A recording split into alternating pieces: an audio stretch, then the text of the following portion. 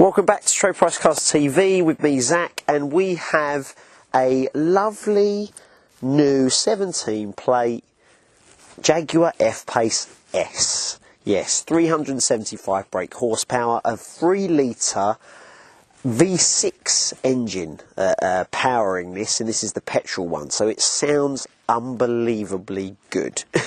But as we walk around it, I'll show you some sort of cool things. Now, it's a bit of a lump, obviously, the F Pace. It's a fully fledged SUV stroke 4x4, and Land Rover, Range Rover, Jaguar, they just don't do bad looking cars, and it looks the part. I've really wanted to drive one of these for some time because I've heard it's just like driving an F-Type but bigger.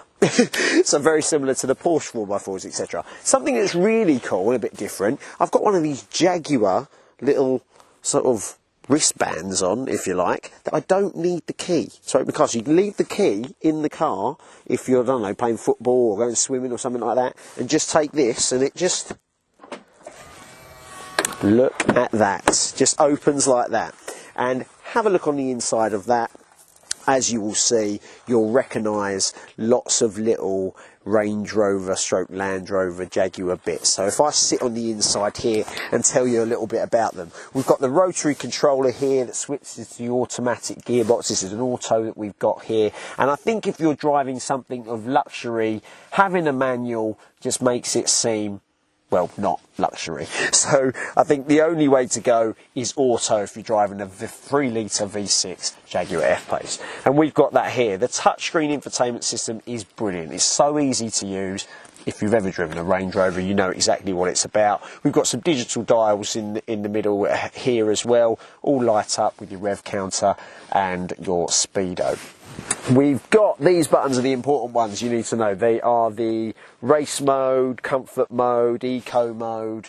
Basically, you just want to stick it into dynamic mode. That's the one to go into. And as I've mentioned, the power that goes down to the road is really instantaneous, but we'll cover that a little bit when I actually start it up and drive it a little bit later. But onto the back now. It needs to do the job of an SUV, and as you can see, there's plenty of room in there, and we've got that nice sort of two-tone leather upholstery, red and black, to make it feel very nice and sporty. But how much room is there in the back?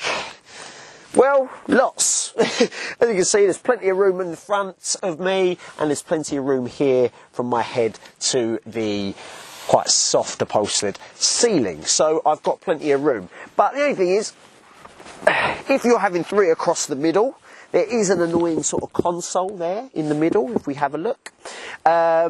Because my feet go either side and then there's not much room for passengers. And I'd say the middle seat is not too comfortable. So for 2 passengers, fine. For 3, a bit annoying. But you'll get over that because everything else is really, really nice. Seats are nice and comfortable and you've got plenty of room. Also, another little thing to notice here, we've got 3 ports.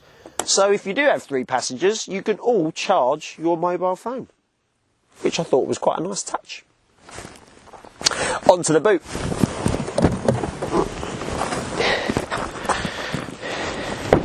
So we can open the boot remotely. With this particular boot that we've got here at Trade Price Cars, we have got the big spare wheel, fully fledged spare wheel in the back there, which means we suffer when it comes to boot space a little, but it doesn't matter. We've got this bit here so you don't get the flat sort of boot load. But in terms of the size of the boot of most F Paces, it's massive. It's absolutely huge, and I really quite like that about this particular one. And look at that, I've just whacked the back seats down just by the little clip here. Now that is really, really important to me. If you've watched any of my videos, a functional boot space is important to me as a dad of 2, and just like cramming loads of stuff. I had to put a Christmas tree in my car the other day, but cramming a load of stuff in there, and without this spare wheel bit, you pretty much achieve a flat load space. But this one's got the spare wheel, but that's an extra you don't actually have to have on the F Pace. But it's pretty decent, so it does everything that an SUV 4x4 has to do. And let's just close that there. Absolutely perfect. So it might say S on it, and you might think it's sporty and it's Jaguar, and there's no chance they're going to do as good a job as a Cougar or a Qashqai in terms of practicality. You'd be wrong, because it does everything you need and more.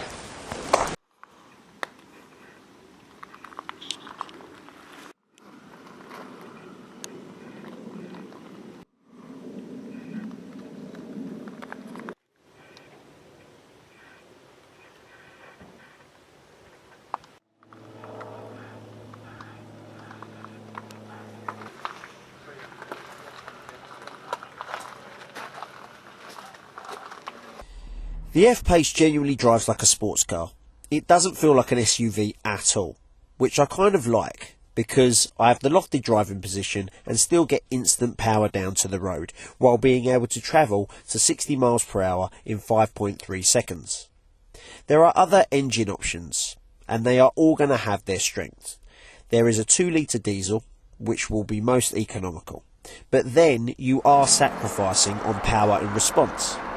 Then there's the 3 litre diesel, which again, better on economy, but still enough performance. And then there is this one, for the devil in you, the 3 litre V6 petrol. You get performance, and then you also get sound, but an economy that is around about 31 miles per gallon. But the fun factor with this one cannot be rivalled. The handling is superb of this car, and it handles the bumps in the road well, even in dynamic mode. There's no body roll, and steering is very precise. There is very little turbo lag, and the 4-wheel drive system is excellent. Now, these fast 4x4s are in a competitive market. The Porsches, as in the Cayenne S and the Macan, feel like pumped up 911s, and now the F Pace feels like a pumped up F-Type. What is not to like?